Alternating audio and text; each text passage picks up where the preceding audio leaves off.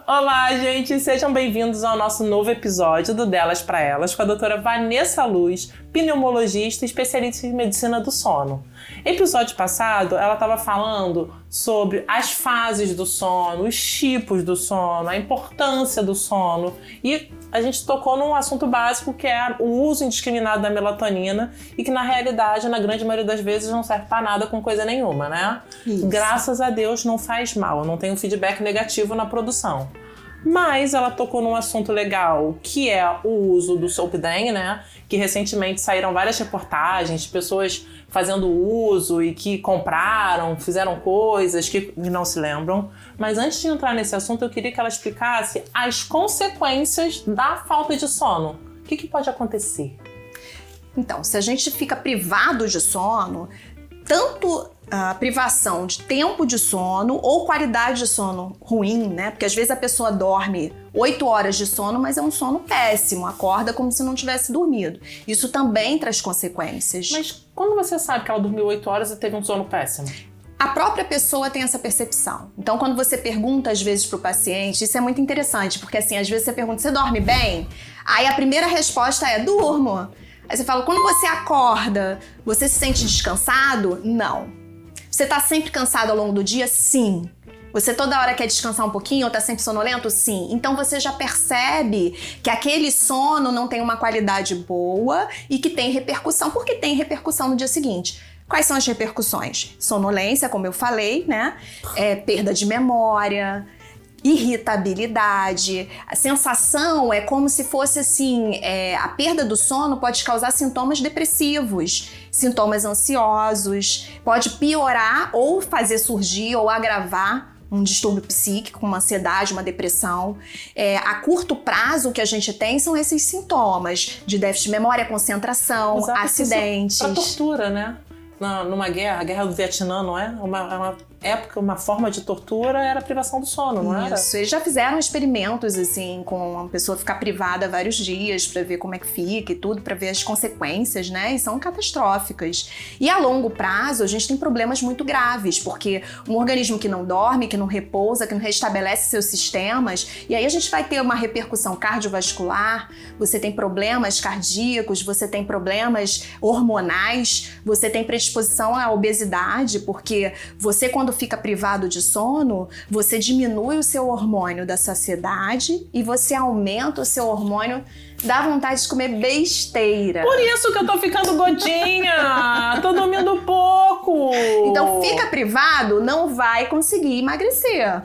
Né? Então, paciente, por exemplo, que está fazendo um tratamento para emagrecimento e tem um distúrbio do sono, tem que tratar o distúrbio do sono, porque se a gente não equilibra aquele sono, não trata aquele sono, fica muito mais difícil ele emagrecer.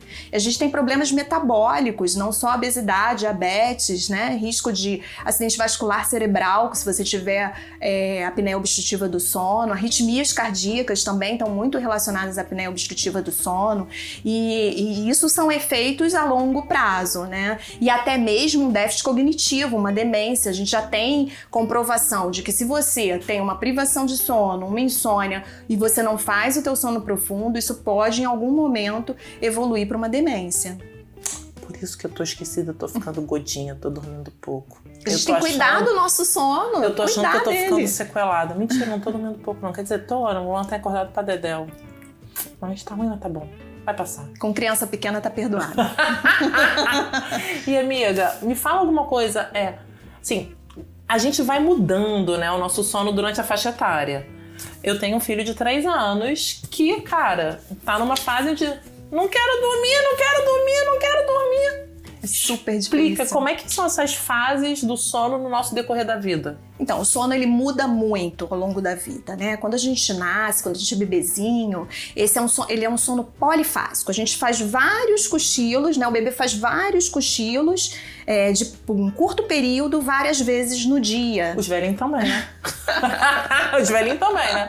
Depois pode voltar a fazer, né? Um sono bifásico que seja. Então, o bebê, a criança pequenininha, ele tem esse sono polifásico que vai aos poucos diminuindo e formando 2 blocos de sono, que é um sono bifásico, é aquele sono da noite e o cochilo né, do dia, da criança. E os adultos que nem meu marido, que tem o sono bifásico até hoje, que tem que dormir 10 a 15 minutinhos após o almoço, faz o quê com aquilo? Então, aí 10 a 15 minutos não tem problema de cochilo, né? O que a gente orienta é que não, esse cochilo da tarde, né, depois do almoço, que algumas pessoas se sentem bem, tem pessoas que não. Tem pessoas que não gostam de cochilar, né? Que acordam péssimos.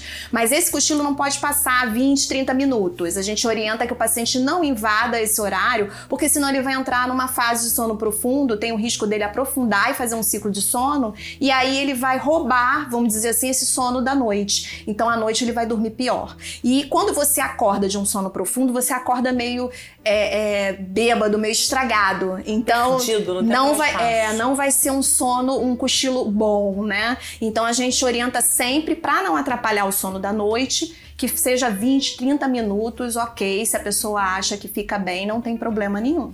Tá, e eu te interrompi, porque chamei o Hugo Chaves aqui na história. Mas o neném faz o sono polifásico, depois vai pro sono bifásico. O sono bifásico, depois o nosso sono monofásico, que é aquele sono, né? A gente dorme à noite, né? 8 horas, 7 a 9 horas de sono, e durante o dia a gente fica acordado e faz as atividades. Mas assim, eu vejo diferença hoje em dia, e aí vendo a Sofia, que é minha filha pré-adolescente, a bichinha tá dormindo mais. Ela nunca gostou de dormir, mas agora ela tem um sono incontrolável à tarde, nunca é à noite, tá? E pra acordar ela de manhã tá sendo muito mais difícil. Ela tá perdoada, porque adolescente dorme muito mesmo. Isso é biológico, tá? Porque eles precisam de energia pra crescer? É uma fase que você tem muitas alterações hormonais. E é uma fase que a gente tem um tempo, uma necessidade de sono muito grande. 9, 10 horas de sono. Isso é normal, né? Não é preguiça, é biológico. E não só a gente tem uma necessidade de sono maior, como a gente começa a atrasar. O adolescente, ele tem um atraso do início do sono. Então ele começa a dormir mais tarde e ele tem a necessidade de dormir até mais tarde. Então não é preguiça. Essa coisa do adolescente ter que acordar muito cedo de manhã para estudar é muito ruim, porque é justamente a fase que a gente, que todos os adolescentes, isso via de regra, né, a maioria dos adolescentes quer dormir mais tarde e acordar mais tarde por uma questão biológica. Então é biológico esse querer dormir mais tarde? Sim, não, sim. Tô com sono, não quero dormir. É biológico, fecha tá o olhinho e perdoada. dorme, Zé. Pelo amor de Deus, olha pro teto, fecha o olhinho. Ela está perdoada. Mas eu falo essa fase pra ela, fecha o olhinho e dorme desde que ela nasceu. Filha, fecha o olhinho e dorme, cara. É só fechar o olhinho que você vai dormir, pelo amor de Deus. Não, o bichinho sempre foi pra dormir. E existe diferença também entre homens e mulheres no sono? Existe muita diferença.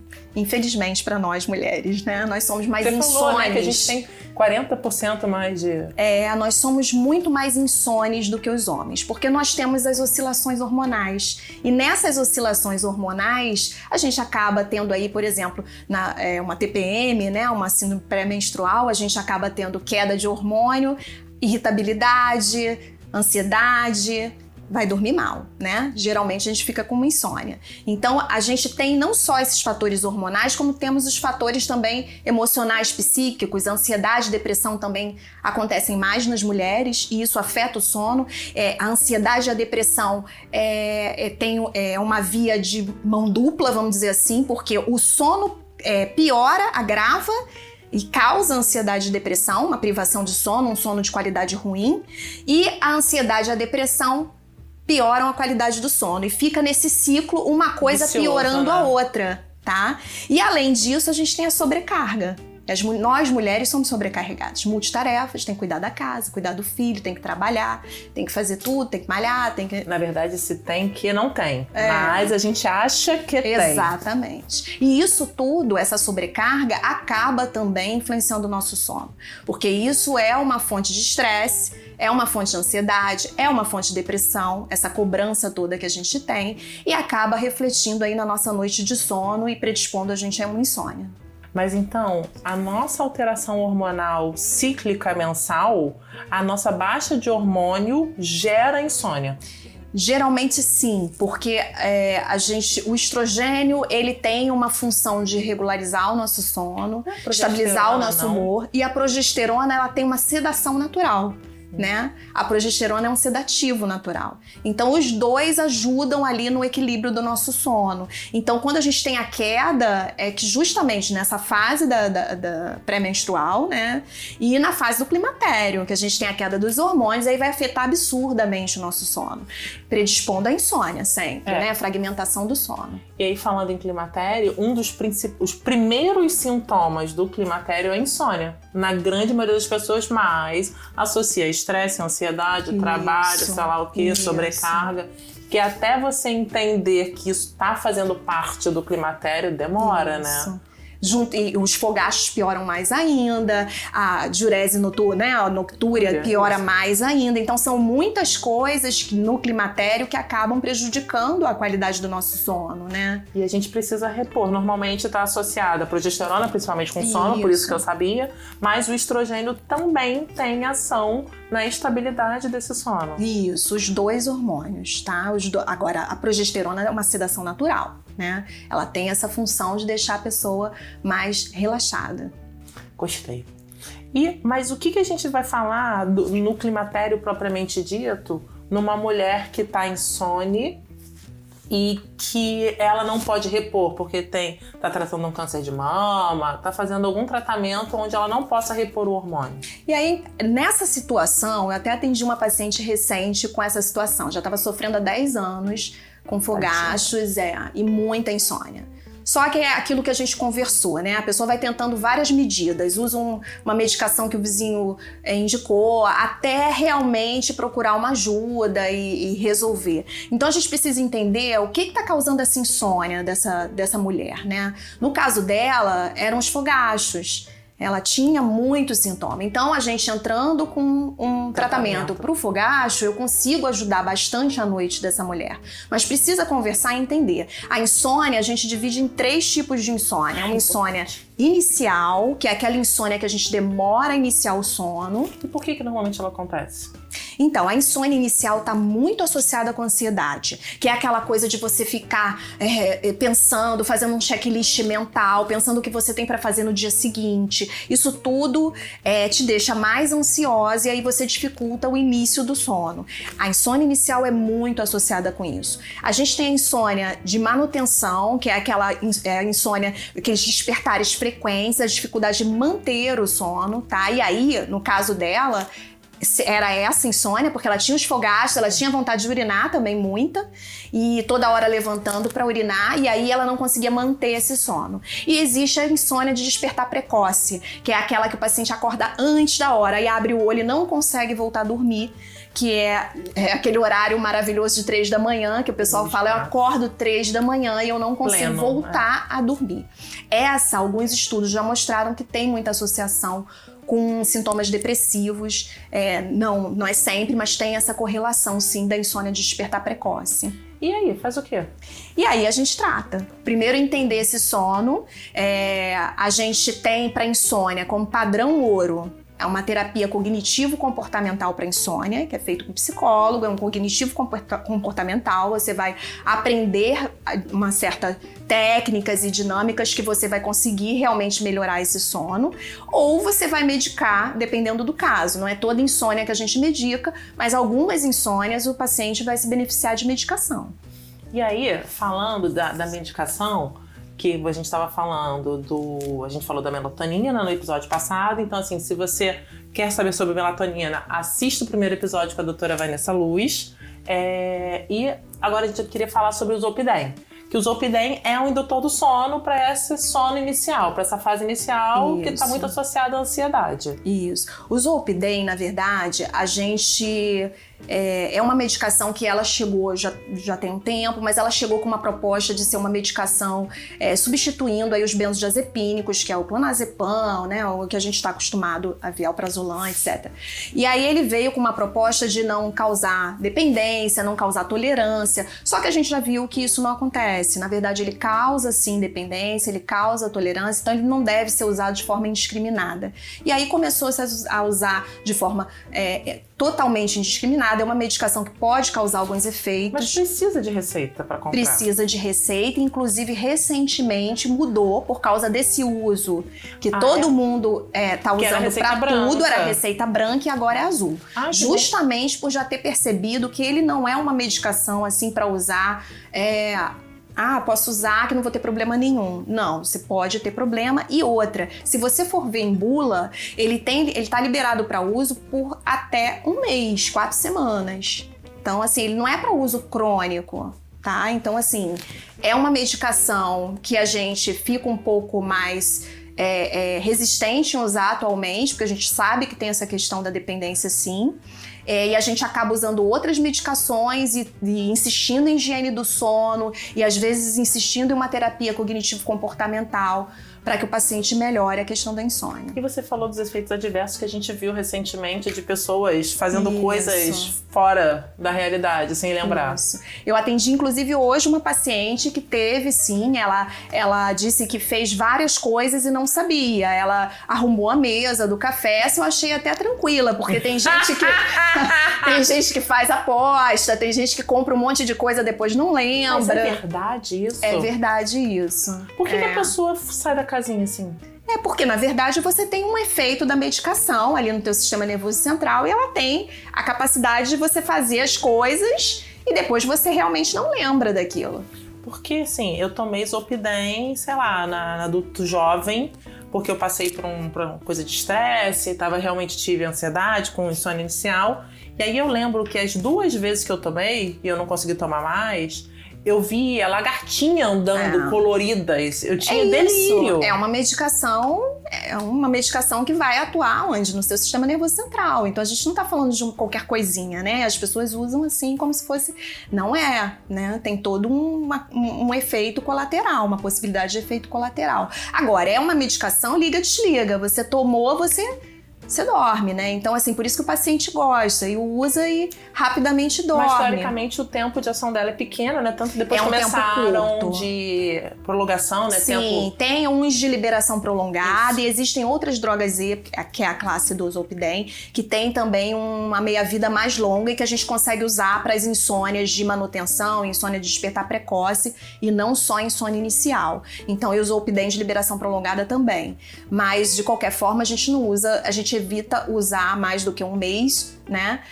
Usa em casos excepcionais e a gente prefere sempre abordar de outra forma o tratamento medicamentoso da insônia. E aí a gente falou sobre o adolescente, nas mulheres a gente falou sobre o climatério, e agora falou das criancinhas, né? E eu queria falar das barrigudinhas. Das gestantes. Das gestantes. Então, o sono... Que a gente dorme, mas é por causa do excesso de progesterona, né? Exatamente. O começo da gestação é aquele sono absurdo, né? A gente tem muito sono, que é a progesterona. A alta da progesterona deixa a gente bem relaxado, com bastante sono. No meio da gestação, no segundo trimestre, não tem... Equilibra. Dá uma equilibrada. Agora, no final, o sono fica bem prejudicado. Porque você tem aquele aumento do volume abdominal, você já não consegue dormir direito, tem um ganho de peso. E aí entra também um fator que as gestantes podem ter, que é a apneia obstrutiva do sono. A gestante pode começar a roncar. E aí você ter um diagnóstico de apneia obstrutiva do sono é importantíssimo a gente detectar, porque a gente tem estudos mostrando a associação de apneia do sono na gestante com pré-eclâmpsia, com repercussões aí pro feto. Então, é importantíssimo você fazer essa detecção. A gestante também tem um risco maior de fazer perna inquieta, síndrome da perna inquieta, porque ela pode ter baixa de ferro e a perna inquieta está muito relacionada também à baixa de ferro. A perna inquieta, eu achei que não tinha uma fisiopatologia. Ela não tem uma explicação completa do mecanismo, é uma explicação assim que não é tão clara, mas ela tá relacionada sim à baixa de ferro e de outras vitaminas, ácido fólico, vitamina B12, alteração de hormônio tiroidiano. Então, qualquer situação que você tenha ferro baixo, a pessoa pode fazer perna inquieta. E aí o tratamento é repor o ferro, né? E a perna inquieta, na verdade, ela vai te atrapalhar no início do sono, né? Aquele movimento de pé, aquela sensação e vontade de mexer, né? Inquietude no final do dia, que melhora, aquele desconforto melhora quando você mexe, né? e geralmente no final do dia atrapalha o início do sono. Ela vai te dar, você vai achar que você tem uma insônia inicial e na verdade é uma perna inquieta. E o tratamento é medicação que a gente faz e reposição de ferro se precisar ou reposição de vitamina se precisar. E terapia comportamental ajuda também nas pernas inquietas? Não, porque não é uma questão tanto que a pessoa consiga regular. Né? É um desconforto, mas que não está relacionado a uma vontade da pessoa. Ela não consegue tanto assim controlar esse desconforto. Gente, então vou encerrar aqui esse episódio com a doutora Vanessa Luz, pneumologista, especialista em medicina do sono. Daqui a pouquinho ela volta pra gente falar mais um pouquinho sobre dicas sobre higiene do sono, sobre mitos e verdades sobre o sono, falando um pouquinho de benzodiazepínicos. E a gente estava conversando aqui em off, eu quero que ela fale também sobre uma moda dos adolescentes, que é o vape, tá bom? Então não deixem de seguir o canal, ativar o sininho, deixar o seu like. Se vocês tiverem qualquer dúvida, deixem aqui nos comentários, tá? Até breve. Um beijo, fiquem com Deus.